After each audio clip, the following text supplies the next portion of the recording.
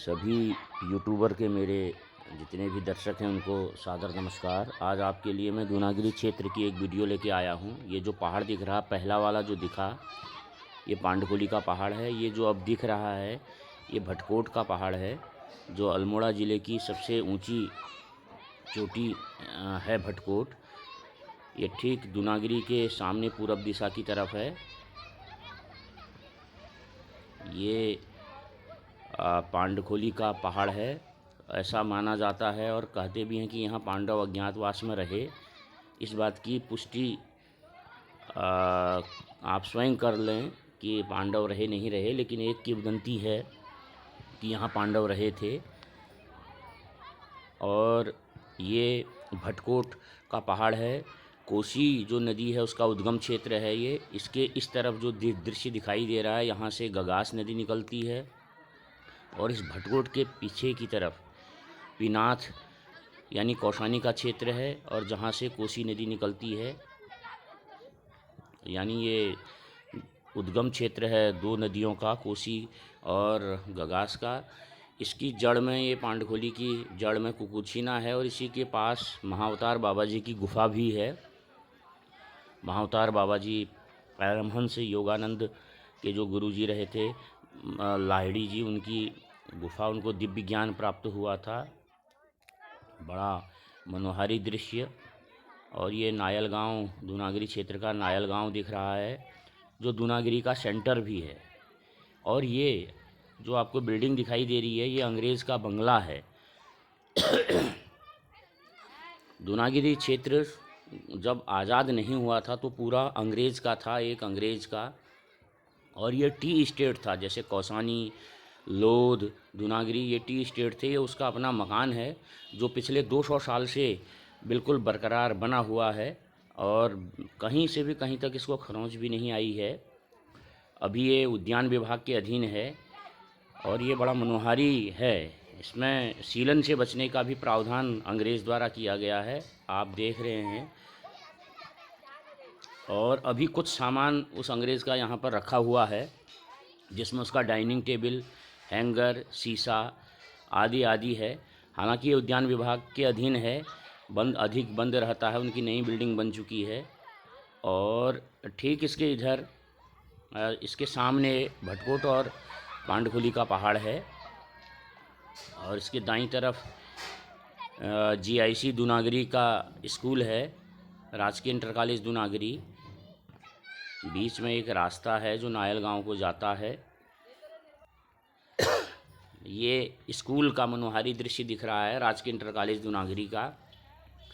और ये जो आपको ग्राउंड दिख रहा है, इस ग्राउंड में उस अंग्रेज़ की चाय का गोदाम था। मतलब बाईं तरफ अपना घर था और दाईं तरफ ये जितना बड़ा भी आपको आगे भी ग्राउंड दिखेगा, इस ग्राउंड में 4-5 दर्जन से भी अधिक उसके छोटे छोटे कमरे थे चाय के गोदाम के। और इस फील्ड में आज भी उन छोटे छोटे कमरों की बुनियाद दिखाई देती है। ये GIC दूनागिरी की बिल्डिंगें हैं जो दिखाई दे रही हैं। देवदार के बड़े बड़े पेड़, ये शायद उसी अंग्रेज़ द्वारा रोपित होंगे। ये बीच में आपको रास्ता दिखाई दे रहा है, रास्ते के दोनों तरफ इधर गोदाम था चाय का, जहां आज GIC दूनागिरी है। और ये सामने अंग्रेज़ का अपना बंगला, अपना घर। इसको बंगले के नाम से भी जाना जाता है, दूनागिरी का बंगला भी कहा जाता है। बंगला इसलिए है कि बहुत बड़ा कमरा है, कम से कम इसमें इसका एक्चुअल में अगर देखा जाए तो एक बहुत बड़ा हॉल है, शायद 30 बाई 30 का होगा। और चारों तरफ उसके कमरे हैं, बड़ा मनोहारी दृश्य है। और मज़े की बात है कि यहाँ दिन भर धूप रहती है, ऐसी जगहों पर बना हुआ है ये। कहीं ना कहीं अंग्रेज़ लोग इस मामले में हमसे काफ़ी आगे थे। बड़ा मनोहारी दृश्य। चारों तरफ खुली जगह भी है, जो वर्तमान में सारी बंजर पड़ी हुई है। आज से 8-10 साल पहले सारे इसमें खेती होती थी उद्यान विभाग द्वारा। वो चूँकि यहाँ से उनका ऑफिस दूसरी जगह शिफ्ट हो गया है, ये बंद पड़ा है।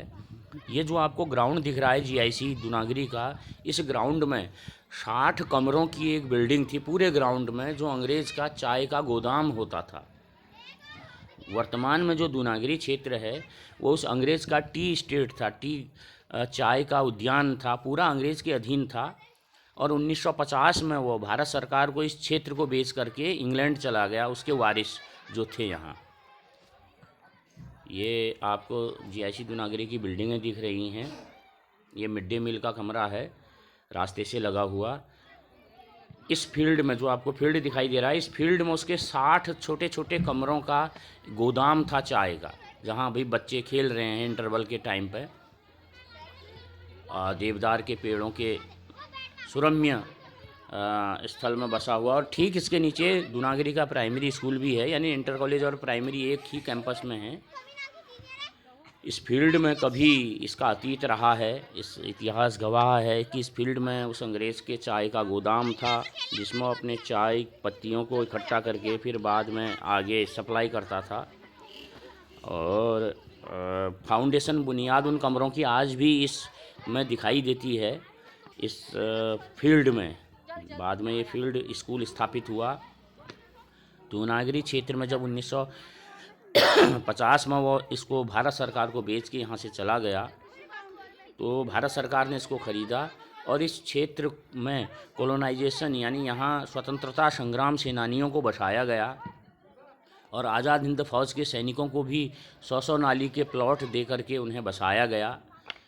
और उद्यान विभाग भी स्थापित किया गया। और 1972 में ये जीआईसी दूनागरी भी स्थापित किया गया यहाँ पे। वहाँ जो बसासत बस गई थी उनके शिक्षा के लिए यहीं पर डाक खाना भी है, यानी पोस्ट ऑफिस। आप देखें ये विहंगम दृश्य, ये स्कूल का गेट है और इसके जस्ट सामने आपको दूर अंग्रेज़ का घर दिखाई दे रहा है, यानी बंगला दिखाई दे रहा है। यानी उधर उनका घर था, अंग्रेज़ का घर था उसका, इधर उसका चाय का गोदाम था। और फिर यहाँ आज़ाद हिंद फौज के और स्वतंत्रता संग्राम सेनानियों के परिवारों को बसाया गया। ये यहाँ से दूनागरी सेंटर होने के कारण जीआईसी दूनागरी भी यहीं पर स्थित है, डाक खाना भी यहीं स्थित है। ये एक और विहंगम दृश्य बंगले का, इसको बंगले के नाम से ही ज़्यादा जाना जाता है इस क्षेत्र में। बंगला यानी अंग्रेज़ का बहुत बड़ी बिल्डिंग, अपना बंगला। ये जो किनारे पर आपको ऊपर टूटे हुए घर कुछ पुराने दिख रहे हैं, ये अंग्रेज़ के जो कर्मचारी होते थे, जैसे खाना पकाने वाला, कपड़े धोने वाला, अन्य कर्मचारियों के घर बने थे। ये नीचे उसका अपना घर हो गया और ऊपर ये उसके जो कर्मचारी उसके साथ काम करते थे उनके ये छोटे छोटे बैरक टाइप के बने होते थे। और सामने पांडखोली का पहाड़ दिख रहा है, देवदार के ऊंचे ऊंचे पेड़ जो इस बंगले के साथ ही शायद लगाए गए होंगे। 200 साल पुराना ये बंगला बताया जाता है और आज भी ज्यों का त्यों है। 4 फीट नीचे इसमें गड्ढा है सीलन से बचने के लिए और उस पर तख्ते बिछाए हुए हैं। ये आपको कर्मचारियों के क्वार्टर्स दिख रहे हैं, किसके, अंग्रेज़ के कर्मचारी जो होते थे विभिन्न कामों को निपटाने के लिए। वर्तमान में ये पूरा कैंपस जो है वो उद्यान विभाग के अंडर में है। फिर कभी अगर मौका मिलेगा, उद्यान विभाग के कर्मचारी कोई अगर यहाँ पर उपस्थित होंगे तो अंदर का दृश्य भी आपको दिखाएंगे। कुछ सामान अभी वहाँ है अंग्रेज़ का पुराना, जो 200 साल पुराना डाइनिंग टेबल जैसा है, कुर्सी जैसी है, वो है। बाकी तो भारत सरकार को 1950 में बेच के चले गए।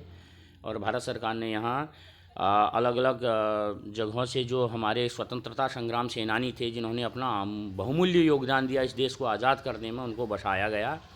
ये आपको कुछ क्वार्टर्स टूट गए हैं, कुछ उद्यान विभाग ने मरम्मत करके नए बना लिए हैं, जैसे दिखाई दे रहे हैं। और यहाँ पर उद्यान विभाग के कर्मचारी रहते हैं। पहले यहाँ ऑफिस था,